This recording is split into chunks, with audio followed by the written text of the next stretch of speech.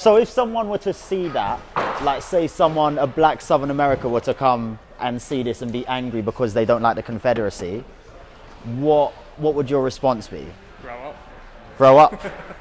Last time, I spoke to the nuclear experts and pretty much told me I couldn't ride out the nuclear winter outside.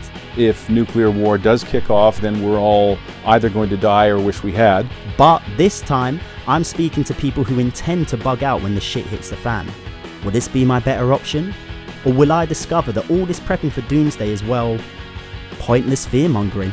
Tom, you mentioned Menwith Hill. Yes. Can we go look at it? Is that... Of course, no, you can. Yeah? Let's go. Oh, yeah, sure.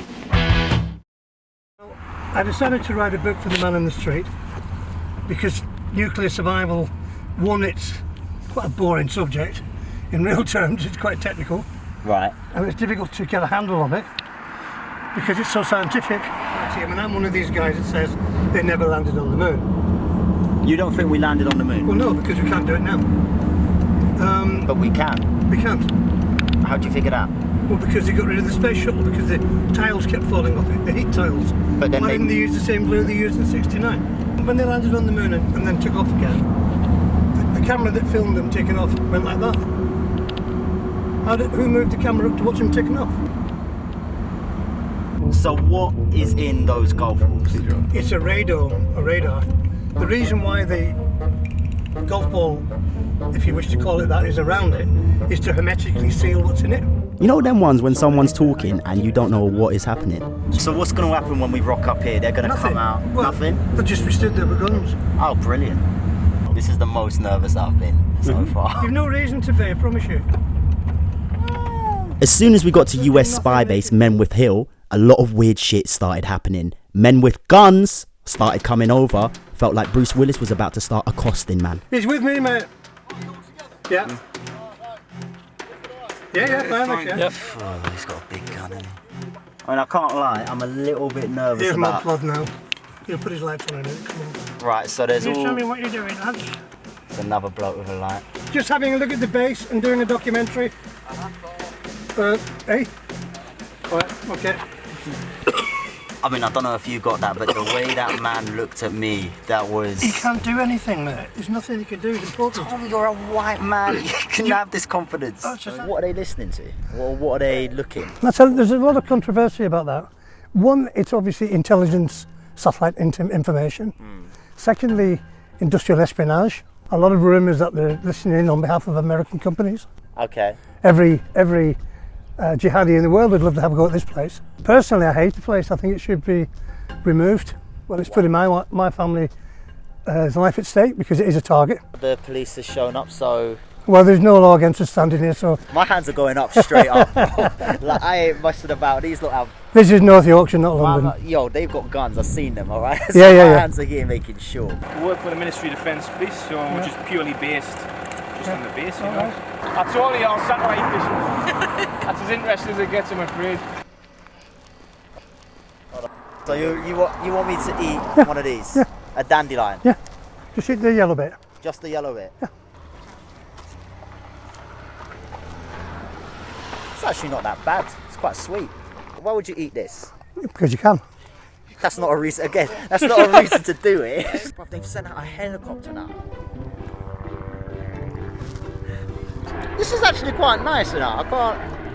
Bro, why am I buying rocket fuel? I can just dandelion up every day. Just use dandelion as opposed to I rocket. live near Regent's Park, man. I've got endless supply. Eat them. This is nuts. It's a ton. Dandelion munching aside though, I had mixed feelings about what had just happened. I felt a bit sad for Tom with all his whirlwind conspiracies and how he felt he had to prep. On the other hand, I was relieved that I could finally put my hands down so I didn't get any warning shots in my back. It was then on to meet another big name in the UK prepper scene, a young man with a big bushy beard which made me uncomfortable, called Lincoln, who had turned his prepping lifestyle into the UK's only specialised prepping shop. Hello, mate. How you doing? Archie. Nice to meet you. We met at his stall and just like Tom, my guy loves a knife. I got into it myself, into the prepping.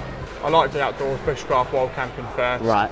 Read in a magazine about prepping in America and thought it sort of makes sense. So What are you prepping for? I think the most likely scenario is some sort of civil collapse.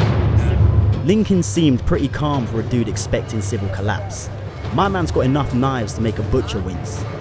Talk me through what's going on here, because like there's a lot of knives. Yeah. Like, look, this one is mental, bruv. Look at that. Come, that's the killer man, isn't it? That's a karambit, so traditional sort of Asian martial arts. What's that mad looking axe down there?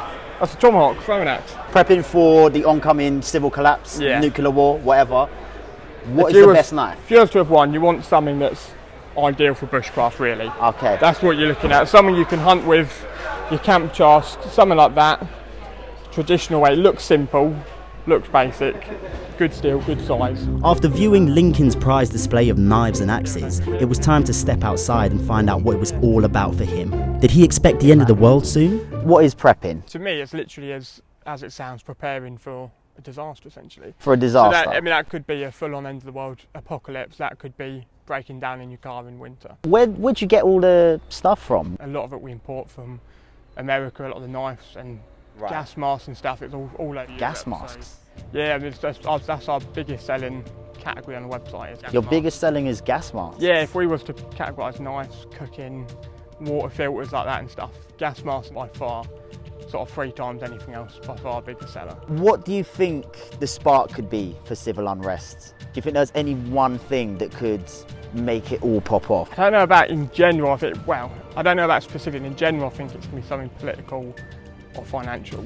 One of the two, they could most likely be linked, but some sort of decision happens and it affects everyone. And Like Brexit? yeah, well, something like that, yeah. I mean, sales spiked after Brexit happened, sales shot Really? up after that. Yeah, dramatically for about 2 weeks after. So something like that just triggers fear in people. Essentially, it's people think these different things are happening which will lead to a civil unrest scenario, and that's what they'll be preparing for. A lot of the time you'll find it's people's reasons why they think that will happen, which is a different aspect of it. What would happen if there's an attack right now? What are you going to do if there's an attack in 2 minutes? Right now. What's your plan of action? It'd be a case of get away from as many people as you can, as rural as you can. Why get away from people? Not everyone can survive, so the most prepared will be the ones that do. Just like Tom, Lincoln was a nice enough guy. Nice enough guy. But there was something gnawing away at me. One little thing about his prepper's stool. So, right, let's get straight into it. Knives, bro. You do have a big part of the prepping. Can I ask another question? What's the sign about? Red flag. Confederate flag. What does Confederacy have to do with prepping? Well, in the States, it's more the outdoors, and it represents that sort of mentality. It's that being free and not being controlled by the government. I mean, if it's me, if I see that flag, I get nervous. Because yeah, hell yeah. Because I think southern states, I think guns, I think racism. Even these days? Yeah. No, I know, but I would just, if I were to see that before talking to you, I'd think, ugh, danger. So if someone were to see that, like say a black Southern America were to come and see this and be angry because they don't like the Confederacy, what would your response be? Grow up. Grow up? Essentially. Everyone's got their own. Would they get mad at the... Yo, I thought the armed guards on the base were scary when they pointed guns at us. But hearing Lincoln dismiss that flag's link with slavery and racism, that was even more unsettling. Ooh, that suddenly got a little bit more tense. Just now, we've been at the Yorkshire Gun Show at Lincoln Miles, who's the guy that runs the only prepper shop in the UK, possibly Europe. I got the sense that he didn't know what he was preparing for, and there seems to be this innate and not quite quantifiable fear that there's going to be a civil unrest coming, what with the increasing complicated political situation around the world. On the way back through, we saw that he, on his sign for the business, he had a Confederate flag, which to me sends up all kinds of red signals because, to my understanding, the Confederacy is the things that it's associated with, like racism and Southern rage and things like that. He didn't buy my concerns on the Confederate flag, on that it had racial and supremacist connotations. He said that those connotations didn't exist anymore and that they were hundreds of years old, and You know, from my mind, that's like saying a Nazi flag has nothing to do with people hating Jews. It's the same thing. A little bit of me has come away thinking, well, part of prepping is preparing for the supremacists to take over. That's what I'm kind of coming away thinking, which I don't. And there's, you know, we were there the whole time. I didn't see one person of colour. I was the only guy there of any shade of non-whole milk. So I was just wondering, this kind of seems like a white paranoia thing now. Next time, I'll be taking my prepping experiment to the limit as I spend the night pretending to bug out with my most challenging prepper yet. In the process, I discovered that prepping is far more than just being prepared for the end. You've got one culture and another. Two cultures do not mix. I am multiculturalist.